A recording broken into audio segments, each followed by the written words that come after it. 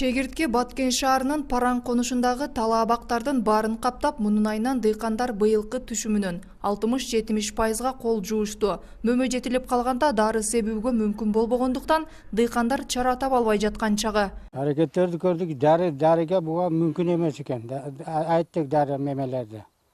Сону мүмкүн эмес, зыян кылат деди да, короста себеш керек экен аны. Азыр болбойт экен. Былтыр өрүк салган жок ончо. Былтыр полный эле жеп койгон.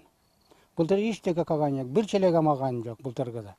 Быйылгыдан почти аз-маз бар энди. Эми бу чөбөткө тиген өрүктү төлгөлө жерге таштап коебуз, малам жебейт энди. Чирип түшүп атат башыда. Марзия Ташованын 1 гектар аянтындагы 200 бөрүгүнөн жылына 1,5 тоннага чейин түшүм алып, 500 000 сомго чейин киреше тапчу. Бул өрүктөр ага киреше алып келүүчү булактардын негизги сели. Бирок быйылкы түшүмдүн 50% чегирткеге жем болду. Өткөн жылы бул зыянкечтин айынан бир да түшүм албаптыр. Мөмө байлаганча зыянкечке каршы дарылаганы менен айылдаштарым чара көрбөдү дейт. Бул мамлекеттен кичине жардам берип, дарылатпаса, бул өрттөн кичине доход алыш өтө кыйын болуп атат.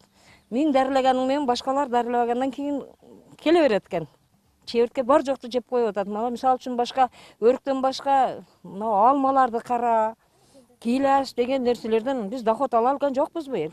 Гилястарыбыз да бардыгы ой жеп таштаган да, чукур кылып. Бул көрүнүш Параңда 2 жылдан бери кайталанып, өткөн жылы да өрүктөн түшүм алынган эмес. Бийлик тараптан болсо жардам көрсөтүүгө мүмкүн болбой жатыптыр. Анткени чегирткенин 2 түрү гана мамлекеттин камкордугу менен жок кылынып, дыйкандарга жардам көрсөтүлөт. Тилекке каршы Параң зонасын каптаган чегиртке ал түрдөгү зыянкечтерге кирбейт. Бул кузнечтиктерин себептен мамлекеттик бюджетке киргизбей койгон. Бул зыянкечтин зыянынан пайдасы көбүрөөк. Себеби бул кузнечиктер бизде баягы шире деп коебуз, тиля өсүмдүк бити. Ошонун жумурткасын жеп жок кылып, энтомофаг деп коет, өзүн өзү жейт. Ошондуктан бул кузнечик жүргөн жерде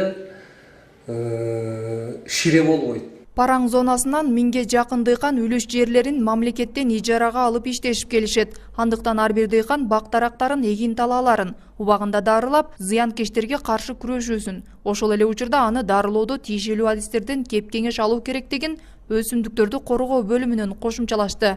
Айзирек Айдаралиева, Нургазы Жайнаков, 7 канал, Баткен. Чара көрбөсө болбойт энди.